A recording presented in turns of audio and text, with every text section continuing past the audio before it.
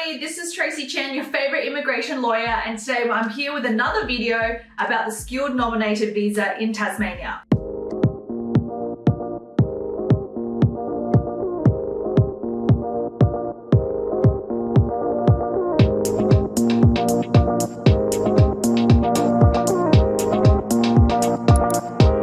Today is the 19th of July 2023, and the only states that are really open for applications at the moment is Tasmania and the ACT. So over the next few videos, I'm going to talk directly about the requirements for these states. Now in Tasmania, there is a lot of different streams. So I reckon we will go through each stream one by one, so you're not too overwhelmed with all of the requirements. This first series of videos will be for the skilled nominated 190 visa. Now, this is a state nominated visa, so you will need to be invited by the state of Tasmania to apply, and you'll need to meet one of the stream requirements. So today we'll just talk about the first stream in the 190 visa in Tasmania. Now before we jump into it, if you guys like my video, don't forget to like and subscribe. It really helps my channel. So even though you need to be invited by the state of Tasmania, you still need to submit an expression of interest. And in that expression of interest, you need to meet the minimum pass mark of 65 points. Now for any 190 visa, you do get 5 points from the state. So if you're able to accumulate 60 points yourself, then you'll be able to get another 5 points from the state. You will meet the minimum requirements of 65 points. Now, Tasmania has clarified that it is not about the points for Tasmania. They care more about all the other things, which we're going to go through soon, and in particular, the priority attributes. There is so many priority attributes. I guess it's good and bad, because when you look at the priority attributes, you get a bit overwhelmed. You're like, there is so much, what am I doing here? But then if you fully do understand it, it is good, because then you're able to really know whether you're going to get an invitation or not. And if you have an attribute in green or gold, just one, you don't need all of them, you just need one out of the green or gold, you are highly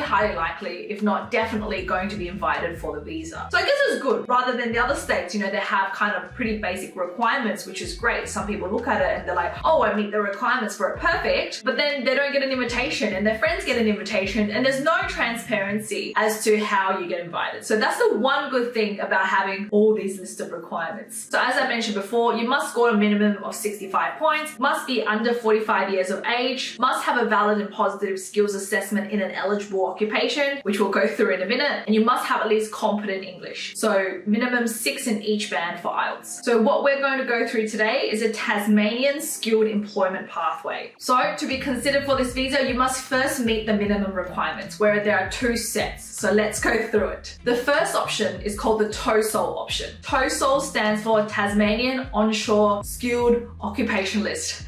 I think I've got it right. Anyway, you get the general gist. So for the TOESOL option, one of the first requirements is that your employment must be in an occupation on the TOESOL list, and it must also meet any caveats next to the occupation. So if you go to the website, you go to TOESOL option, you click open the TOESOL occupation list, you'll see the list of occupation. Then you need to look at your occupation and see what the requirements are. So for example, I think one of the ones is if you want to be invited under green or gold as an accountant, then you must have CPA or IPA membership or something like that. Your employment must average at least 20 hours per week over the 6-month period immediately before your application. So it has to average 20 hours. So if you have some that are higher, some are lower, that is also okay. If you are a subcontractor, you can still be considered under this stream. You must have the related skills assessment and at least 12 months business activity in Tasmania. Now, this TOESOL option, I'm just gonna briefly mention it now because there is more requirements, but that comes into play on the green and gold attributes when we look at that. So let's move on to the green and gold attributes if I was looking at the TOESOL option for now. So if you want to be selected under gold, then first of all, you must meet all the TOESOL requirements I just said, plus you must have skills assessment and direct employment related to an occupation on the critical roles list. And if you have a look at both lists, yes, they overlap. So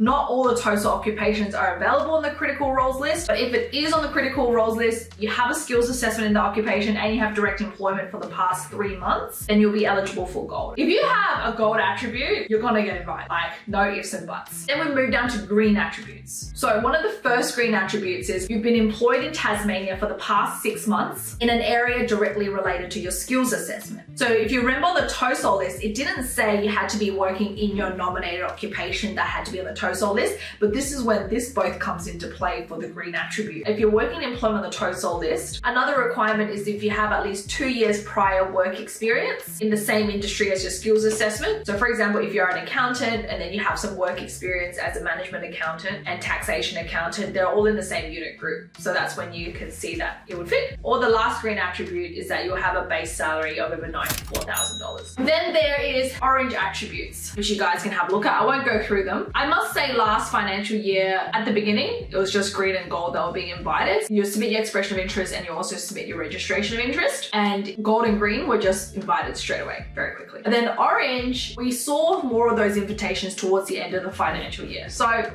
completely makes sense. They're obviously gonna prioritize green and gold first, and then afterwards they will invite orange. So just because you have orange attributes doesn't mean it's completely dead end. So you still have chances, but it could take longer. So again, which is great because then you have an indication of what you're doing. You know whether, how long, and all of that. So that is the benefit of all these priority attributes, as difficult as they are. I will go through the orange attributes, but in the second video, because we're going to go through all the different streams. But anyway, that is for the skilled employment pathway under the TOESOL option. So now let's go to the second option under the skilled employment pathway, which is the long-term employment option. So again, you have to meet the minimum requirements here, plus whatever's on the attributes, which gives you an indication of when you'll be invited. So you must be working in Tasmania in a closely related occupation to your skills assessment, and you must have been working for at least 15 months prior to your application. Your employment must meet any caveats listed in the TOESOL list. So you don't have to have an occupation on the TOESOL list, but if you do, then it must meet the caveats. And again, if you are a subcontractor, you can also meet the requirements, provided you have at least 15 months of business activity in Tasmania. Now remember, in both streams, you must be working at least 20 hours per week average for the past 6 months. You must be living in Tasmania and continue to intend to live in Tasmania. Now, if you do have any dependents, they can't be living in another state or territory in Australia. So you can't be in Tasmania while your spouse is in Melbourne.